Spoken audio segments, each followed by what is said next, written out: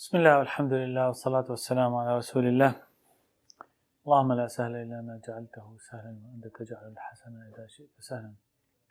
رب اشرح لي صدري ويسر لي أمري واحلل عقدة من لساني يفقه قولي. Inshallah, we'll start speaking about Al-Aqidah Al-Tahawiyya.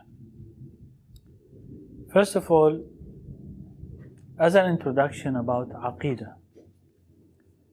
Aqidah, we know that it's the first thing that the Prophet ﷺ tried to implement in Mecca. So 13 years the Prophet ﷺ was teaching Aqidah to the people.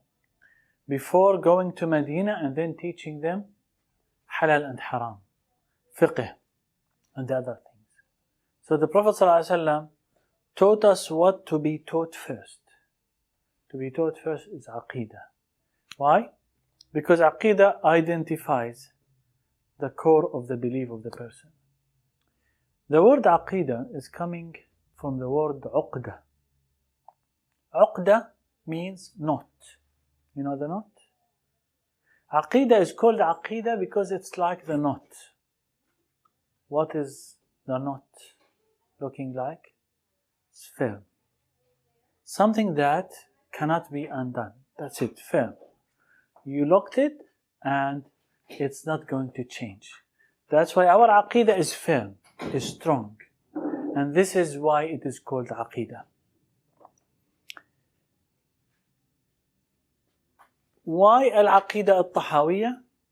Al-Aqidah Al-Tahawiyya, as we are going to speak about it, it's been approved by all the scholars that it is the Aqidah of Ahl Sunnah wal Jama'ah. So it is, inshallah, the closest Aqidah to what Allah Azza wa Jal wants us to believe in. And this is almost a consensus between the whole scholars that this is the best way to study our Aqidah. And if you look at the scholars who explain the Aqidah Al-Tahawiyya, all the scholars around the world, they looked after the Aqidah Al-Tahawiyya and tried to explain it. Because the Aqidah Al-Tahawiyya is really brief and deep.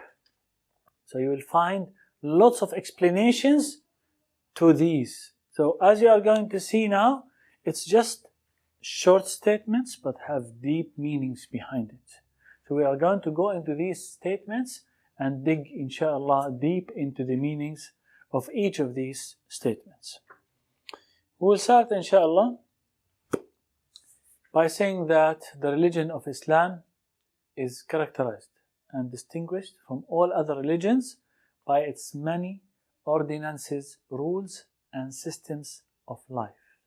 So Islam is not like the other religions.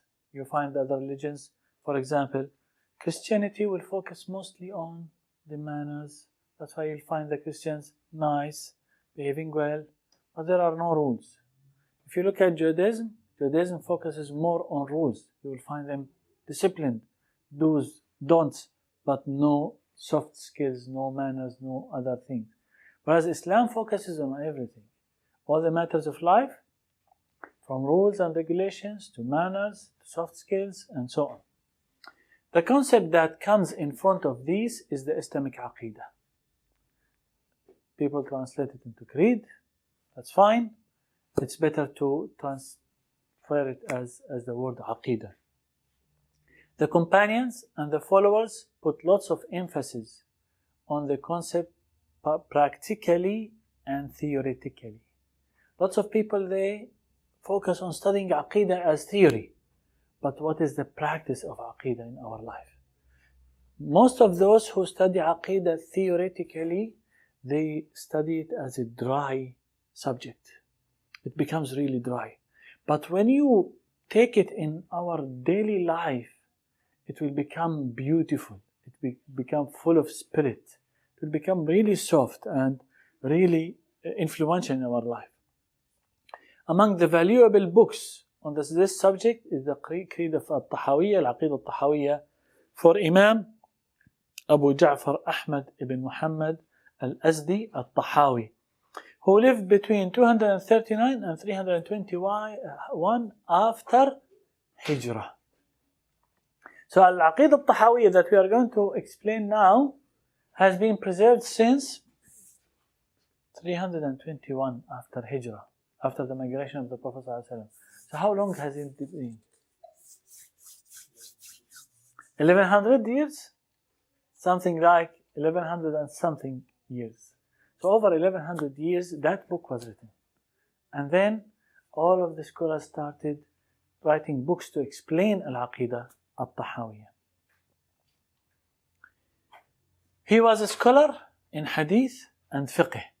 And of course he wrote about Aqidah. So he was a scholar in Aqidah.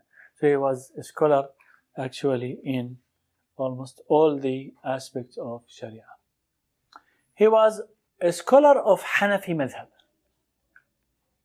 So that doesn't mean that Hanafi are less level than Hanbali or Shafi'i. He was a scholar. He was a scholar that wrote down in all of these Sharia topics, and he has been accepted by all the scholars until now.